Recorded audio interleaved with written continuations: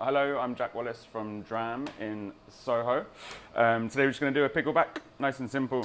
We'll start off with our house-made pickle juice.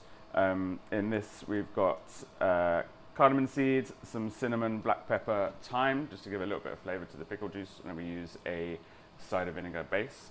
And obviously a pickleback needs the bourbon to go alongside it, using Buffalo Trace, Kentucky bourbon, and then that's served with a little plate of pickles on the side. I think the general concept behind it is obviously it's like in the category of chasers, like a Tequila con Verdita or something like that. So you're obviously going to have like quite a maybe more intense spirit, followed by the pickle brine or you know the pineapple, whatever with its tequila.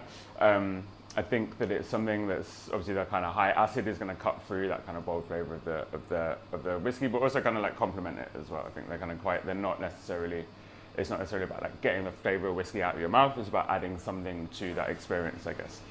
Thursday okay. morning, but we just had to get all the kits sorted and to do all the I think the concept's been around for a while as far as I'm aware, but I do remember sort of maybe like 10, 15 years ago they were really big, and I'm not really too sure why it's become a thing again. I guess maybe because it's like the kind of health aspect of it as well. Now people are more aware of like the benefits of like pickled foods and stuff like that, so I guess maybe it's going to come hand in hand with that. But yeah, it's definitely kind of having a little bit of a rebirth, I think, in terms of our culture at the moment with the bar scene. Yeah.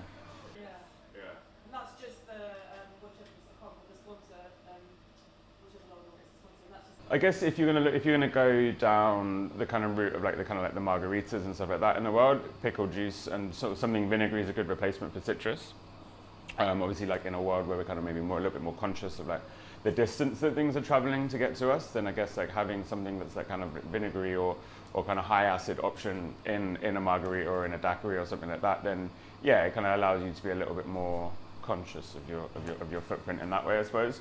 And I think also it's come along with like people are a little bit more willing to accept a sort of, I guess, more like culinary aspect into some of their drinks now as well. Like I think that's not such a kind of scary concept for anybody anymore, that you can have something that's a little bit more savory in your drink and it not just have to be a Bloody Mary or something like that, but you know, you can add this pickle juice or vinegar or something to your drink and it not be a crazy thing anymore.